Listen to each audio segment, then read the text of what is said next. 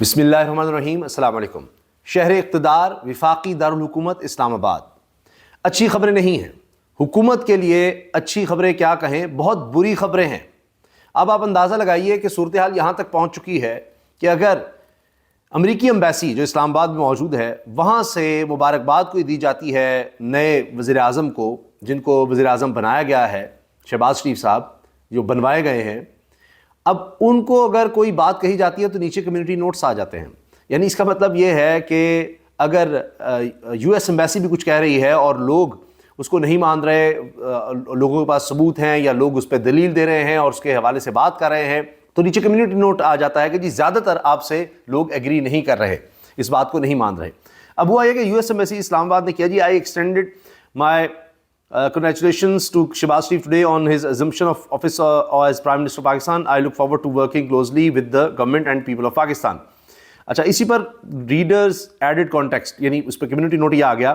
The integrity of Pakistan's February 8 national elections has been questioned by various entities including the Human Rights Commission of Pakistan اور اس طرح سے دیگر بات کہ بھائی یہ الیکشن ہی ٹھیک نہیں تھے، یہ بات آ گئی ہے.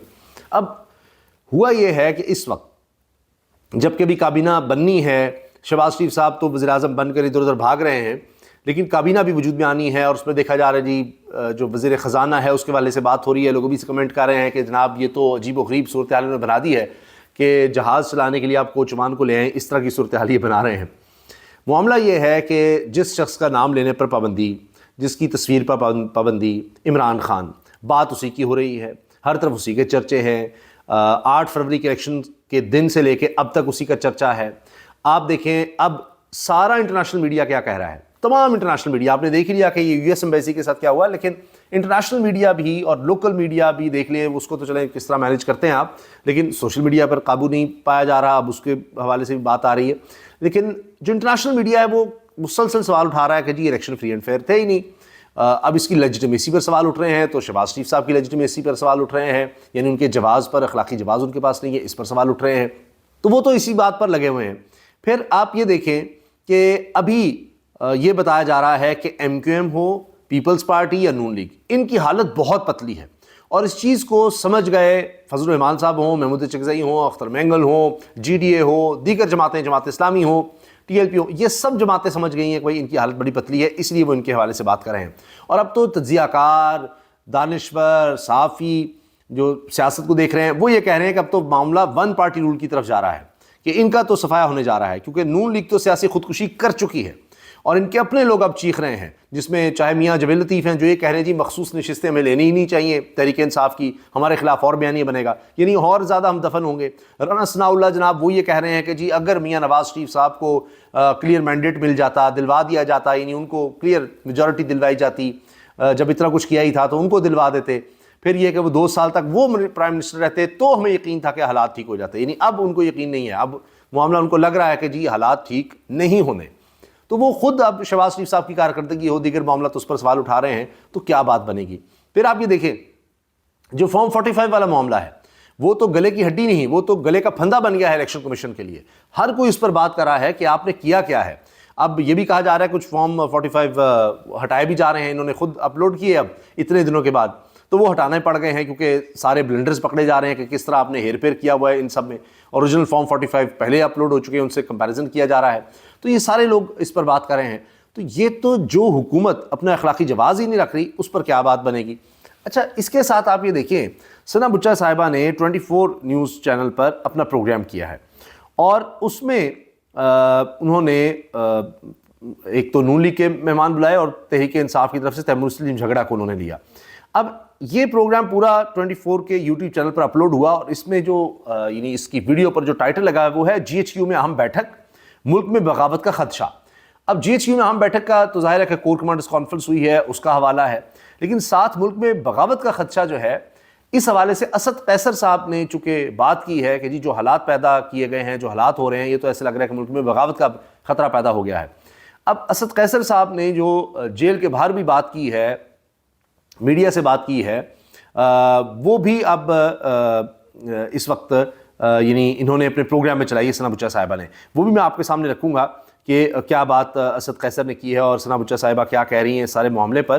اور اس سے پہلے انہوں نے علی امین گنڈا پور کا حوالہ دیا کہ علی امین گنڈا پور جب مل کر آئے ہیں وزیر اعلیٰ بننے کے بعد عمران خان صاحب سے انہوں نے ملاقات کی ہے، تو آ کر انہوں نے یہ کہا ہے کہ جی جوڈیشل کمیشن بنایا جائے 9 مئی کے واقعات پر، کہ یہ سب واقعات کیسے ہوئے، ان کے پیچھے کون ہے، اور ویڈیوز ابھی تک کیوں نہیں آئی. یہ بات جو عمران خان کافی عرصے سے کرتے رہے وہ ہے. اچھا اب یہ دیکھیں، یہ الیکشن کمیشن کا، یہ سوری میں جیل کا شاید کہا، یہ اسد قیصر صاحب نے یہ بات کی ہے میڈیا سے، اور اس کو ہائی لائٹ بھی کیا ہے ثنا بچہ صاحبہ نے. اس میں ایک چیز کہ ایک طرف کور کمانڈرز کانفرنس میں کہا گیا کہ جی کوئی فوج کا عمل دخل نہیں تھا الیکشنز کے اندر، اور ان کے سیکورٹی کا کام تھا، انہوں نے بڑے اچھے طریقے سے کیا. کور کمانڈرز کانفرنس میں ساتھ 9 مئی کا بھی حوالہ دیا گیا ہے، اور چیزوں کے کہ جی آگے بڑھا جائے، اب معاملات جو ہیں ان کو آگے بڑھنا چاہیے اور استحکام لانا چاہیے. لیکن تحریک انصاف کی طرف سے اسد قیصر صاحب یہ کہہ رہے ہیں کہ جی بغاوت کا خطرہ ہے. وہ کہہ رہے ہیں کہ جی ہم تو 4 صوبوں سے نکلیں گے، اتوار کو انہوں نے اعلان بھی کر دیا ہوا ہے. تو اب یہ ایک عجیب صورتحال ملک میں نظر آ رہی ہے آگے بڑھتی ہوئی. ذرا آج وہ بھی سن لیتے ہیں. یہ پہلے یہ سنیے گا. یہ پہلے تو انہوں نے کچھ رہا ہو گئے، ابھی بھی جیلوں میں ہیں، ان پہ ایک ظلم ہوا ہے، اور جن لوگوں نے ایسا کیا ہے ان کے خلاف قانونی کارروائی کی جائے، یہ ہمارا مطالبہ ہے. اب یہ علی امین گنڈا پور صاحب جب مل کر آئے ہیں عمران خان صاحب سے، اس کے بعد کی گفتگو وہ اسلم بچہ صاحب نے پروگرام میں چلائی گئی جی 9 مئی کے حوالے سے جوڈیشل کمیشن بنایا جائے، جن کے ساتھ زیادتی ظلم ہوا ہے اس کو بھی دیکھنا چاہیے. اور آگے سنیے گا. اور مین والے نے دیکھا کہ کورٹ کمانڈر کانفرنس ہوئی جنرل سید آصف بن عیسی ابراہیم میں، اور بہت ہی آج سخت ایک ٹون اپلائی کی گئی ہے. I think that should dismiss all rumours around کہ وہ انتخابی عمل سے ان کا کوئی تعلق نہیں تھا، اور یہ بھی کہ 9 مئی کے واقعات جنہوں نے کیے ہیں اور جنہوں نے اس کی سہولت کاری کی ہے اور جو اس پہ اس گنونے جرائم میں ملوث ہے ان کو کٹہرے تک پہنچایا جائے گا، اور rule of law will take its course. یہ اب انہوں نے کورٹ کمانڈرز کانفرنس کا حوالہ دیا، لیکن اس کے ساتھ ہی پھر انہوں نے بتایا کہ اسد قیصر جو ہیں وہ کیا کہہ رہے ہیں، تحریک انصاف کے سینئر رہنما. اسد قیصر صاحب نے کیا فرمایا، ذرا آج وہ بھی سن لیتے ہیں. یہ بات بالکل واضح ہے، اگر ہمیں ہمارا حق نہیں ملتا تو ہمارے پاس کوئی راستہ نہیں ہے کہ ہم انشاءاللہ اس کے بعد ہم سڑکوں پہ نکلیں گے اپنی مطالبات کے لیے تمام صوبوں سے، اور اس کے لیے ہم پورا منصوبہ بندی کر رہے ہیں. یہ ہمارا حق ہے، ہم پوری منصوبہ بندی کر رہے ہیں. 4 صوبوں سے ہم نکلیں گے، سڑکوں پر نکلیں گے، کیونکہ ہمیں حق نہیں دیا جا رہا، مینڈیٹ چوری کیا گیا ہے. اور اس کے ساتھ اب دیکھیے مخصوص نشستوں والا معاملہ جو ہو رہا ہے کہ اگر کسی کو 1 سیٹ ملی ہوئی ہے ڈائریکٹ سیٹ، تو اس کو بھی 2 مخصوص نشستیں ایسے جناب لوٹ کا مال ہے وہ دی جا رہی ہیں الیکشن کمیشن کی طرف سے. اور تحریک انصاف کی سیٹیں بھی اب لے جاؤ جی، پیپلز پارٹی لے جائے، ایم کیو ایم لے جائے، دیگر جماعتیں لے جائیں، نون لیگ لے جائے، لے جاؤ جی لے جاؤ. اب آئین کا منشا یہ ہو سکتا ہے کہ قومی اسمبلی میں تو ڈائریکٹ الیکشن ہونے ہیں، مقصد یہ ہے، جمہوریت یہ ہے کہ لوگ جس کو الیکٹ کریں گے، جس کو ووٹ دیں گے وہ جائے گا، اس سے اسمبلی بنے گی. ہاں خواتین کو، اقلیتوں کو خاص حقوق دینے کے لیے اس میں اسپیشل سیٹس رکھی گئی ہیں اس تناسب سے کہ جس کو جتنی سیٹس ملی ہیں ڈائریکٹلی اتنا ان کا حصہ بنے گا. لیکن یہاں کیا ہوا جی، تحریک انصاف جو سب سے بڑی پارٹی بن کر آگے آئی، ان کو تو 1 بھی نہیں دینی، اور ان کی بھی سیٹیں دوسروں میں بانٹ دینی ہے جن کو کچھ ملا ہی نہیں. یہ تو حالات بن گئے ہیں. اپنا حق چھین کے لیں گے انشاءاللہ تعالیٰ. وہ کہہ رہے ہیں ہم اپنا حق چھین کے لیں گے، یہ بڑی سخت بات ہے. دیکھیں ہم جو ہے نا، ایک تو جو انہوں نے یہ خواتین کے ہمارے جو سیٹیں چینی ہیں، یعنی مینڈیٹ لوگوں نے تحریک انصاف کو دیا ہے اور یہ تقسیم کر رہے ہیں. ابھی یہ الیکشن کمیشن جو ہے نا، یہ الیکشن کمیشن تو الیکشن کمیشن رہا ہے نا، یہ تو پارٹی بن گئی ہے. ہم مطالبہ کرتے ہیں کہ الیکشن کمیشن چیئرمین سمیت تمام مستعفی ہو، اور اس کے خلاف جو ہے نا مشورہ کر رہے ہیں کہ اس کے خلاف ہم جوڈیشل کمیشن میں جو ہے کیس لے کے جائیں، یعنی سپریم جوڈیشل کونسل میں وہ جانے کا کہہ رہے ہیں. تو اب آپ دیکھیے کہ یہاں سے ہمیں کتنی معاملات میں سنگینی نظر آ رہی ہے. جہاں تک بات ہے نون لیگ کی، اب آپ یہ دیکھیں کہ کہا جا رہا ہے ان کو 20 سے 22 سیٹیں ملی تھیں، اب ان کو 100 سے زیادہ جس طرح دلوائی گئیں، جو کچھ ہوا، جس طرح سے یہ سارا معاملہ بنتا چلا گیا، اب اس کے بعد یہ کہا جا رہا ہے کہ ان کے پلے تو کچھ نہیں ہے، ووٹ ان کے بالکل ختم ہوتے چلے جا رہے ہیں. ابھی آگے آگے دیکھیے گا لوگ ان سے اور زیادہ متنفر ہوں گے، نفرت بڑھ رہی ہے ان کے خلاف، اور لوگوں نے ووٹ نہیں دیا، ابھی جو بھی اقدامات لیں گے اس کا ایک بیک لیش آئے گا. تو لہٰذا اس حوالے سے آپ دیکھیے کہ نون لیگ میں جو ایک اختلافات نظر آ رہے ہیں، ابھی پیپلز پارٹی اور نون لیگ میں آگے لڑائی نظر آ رہی ہے گورنرشپ کے لیے پنجاب میں، کہ جی پیپلز پارٹی جن کو چاہتی ہے، نون لیگ کہتی ہے نہیں جی ان کو نہیں آپ نے لگانا، اگرچہ گورنر ہم آپ کا لگا دیں گے. ندیم افضل چند کے نام پر نون لیگ کو اعتراض ہو رہا ہے، وہ کہیں جی قاہرہ صاحب کو لگا دیں یا ساتھ محمد محمود کو لگا دیں. ان کی آپس کی لڑائیاں، جو اقتدار کی جنگ یا عہدوں کی جنگ ہے، یہ اس میں پڑے رہیں گے اور لوگ ان سے مزید متنفر ہوتے چلے جائیں گے. تو ان سے معاملات تو سنبھلنے نہیں ہیں. فارم 45 والا معاملہ آپ دیکھیے گا، یہ مزید آگے بڑھتا ہوا نظر آئے گا. اب اسی لیے کہا جا رہا ہے کہ یہ نون لیگ نے اپنا اتنا نقصان کر لیا ہے کہ ان کو مینڈیٹ نہیں ملا اور آ کر بیٹھ گئے ہیں کہ اب یہ ان کی آخری باری نظر آ رہی ہے. اور یہی وجہ ہے کہ یہ اتنے پریشان ہیں، اتنے ڈیسپریٹ ہیں. ابھی کابینہ بنی نہیں اور ان کی جانے کی باتیں ہو رہی ہیں. دوسری طرف تحریک انصاف کسی بھی طرح سے پیچھے ہٹنے کے لیے آمادہ ہی نہیں ہو رہی. اب فرحان ملک یہ صحافی ہیں اور یہ ایک وقت میں سما کے ڈائریکٹ نیوز بھی رہے. یہ لکھتے ہیں جی in form 45 per known league کا حکومت سنبھالنا دیکھ کر شک یقین میں بدل گیا ہے کہ یہ ملک ون پارٹی رول کی طرف جا رہا ہے. نون، میم، شین اور پی پی سمیت تمام سیاسی جماعتیں صفحہ ہستی سے مٹ چکی ہیں. اب آپ لوٹ کھسوٹ کا دوبارہ بازار دیکھیں گے کہ ہلاکو خان بھی شرمائے گا. پھر اب جناب بیرسٹر علی ظفر کہتے ہیں جی توشہ خانہ اور سائفر کیسز کا فیصلہ ججز 1 مہینے میں کر دیں گے، ان کو یہ نظر آ رہا ہے. ماجد نظامی صاحب لکھتے ہیں خیبر پختونخوا سے نون لیگ کے 3 MNA منتخب ہوئے. نون لیگ کو خواتین کی 5 قومی اسمبلی نشستیں عطا کی گئیں. اندازہ لگائیے 3 MNA بنے ان کے ٹوٹل خیبر پختونخوا سے، اور وہاں سے ان کو 5 قومی اسمبلی کی خواتین کی سیٹیں دے دی گئی ہیں. یعنی اتنے تو ان کے لوگ جیتے نہیں ہیں. JUI کے 2 MNA ہیں، انہیں 3 خواتین کی نشستیں ملی ہیں. دلچسپ معاملہ پاکستان پیپلز پارٹی کا ہے، ان کا صرف 1 MNA ہے اور انہیں بھی 2 مخصوص نشستیں مل گئی ہیں. واقعی قانون اندھا ہوتا ہے. آپ دیکھیے ذرا. اکانومی آف پاکستان لکھتا ہے جی today's form 47s not only indicate mega election rigging but also suggest that numerous staff members were coerced into actions they weren't ready for, leaving subtle clues for the courts and minds to consider. انہوں نے کہا کہ زبردستی ان سے کروایا گیا election کے عملے سے، تو انہوں نے کچھ نہ کچھ نشانیاں چھوڑ دی ہیں کہ کس طرح سے کام کروایا گیا ہے. عامر متین سینی صحافی لکھتے ہیں اس طرح کی نقل تو بچے بھی نہیں کرتے. اس بھونڈے طریقے سے ہیرا پھیری پر کیا عدالتیں سالوں میں فیصلہ کریں گی؟ 2 منٹ میں بچہ بھی دیکھ سکتا ہے کہ فراڈ ہوا ہے. نواز شریف کی اس طرح کی جیت بھی کیا جیت ہے؟ شاید کسی کو اس نتیجے کا اندازہ نہیں تھا، اس لیے بعد میں تبدیلی اس طرح بچگانہ طریقے سے کی گئی ہے. اور مصدق ملک صاحب کے بارے میں ہے کہ جی ان کو بھی وزارت خزانہ دیا جائے گا. ایک بینکر ہیں جی ان کو بھی دیا جائے گا. پھر عمران خان صاحب نے پارٹی پالیسی واضح کر دی ہے، مینڈیٹ چوروں کے ساتھ کوئی بات نہیں ہوگی، وہ اس معاملے پر آگے بڑھ رہے ہیں. پھر جناب یہ کہا جا رہا ہے کہ جی ڈاکٹر اسلان خالد لکھتے ہیں well done ECP for releasing the tampered form 45s and bringing the blatant rigging in front of people. انہوں نے کہا جی بڑا اچھا کیا آپ نے، سب کو بتا دیا کس طرح سے ڈرگنگ ہوئی ہے. عادل نظامی یہ صحافی ہیں، اینکر پرسن لکھتے ہیں جی ٹیمپرڈ فارم 45 اپلوڈ کرنے کا مشورہ کس نے دیا الیکشن کمیشن کو؟ یہ جعلی فارم 45 یا ٹیمپرڈ نہیں، جعلی نہیں کہیں گے، یعنی جن میں رد و بدل کی گئی ہے، 2 نمبر ہے. اچھا اس کے ساتھ جناب مظہر عباس صاحب لکھتے ہیں Pakistan still far from democracy, constitution rule and free media, hope some day the dream will come true. کہ جی یہاں نہ جمہوریت ہے پاکستان میں، نہ فری میڈیا ہے، نہ آئین ہے، کہ شاید کبھی ایسا ہو سکے. ایک دن انٹرنیٹ کی بندش سے پاکستان کو کتنے ملین ڈالرز کا نقصان ہوتا ہے، حیران کن انکشافات. ARY نیوز کی خبر ہے. یہ ابھی سے یعنی یہ جو بندشیں اور یہ سب کیا رنگ لائیں گے، آپ سوچئے یہ حکومت کیا چلے گی.